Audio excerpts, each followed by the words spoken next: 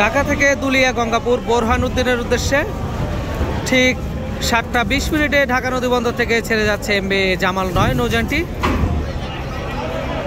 7টা 20 মিনিটে দুলিয়া গঙ্গাপুর বোরহানুদ্দিনের উদ্দেশ্যে যাত্রা করলো। আপনারা সকলে ভিডিওটি দেখুন, ভালো লাগলে লাইক দিয়ে কমেন্ট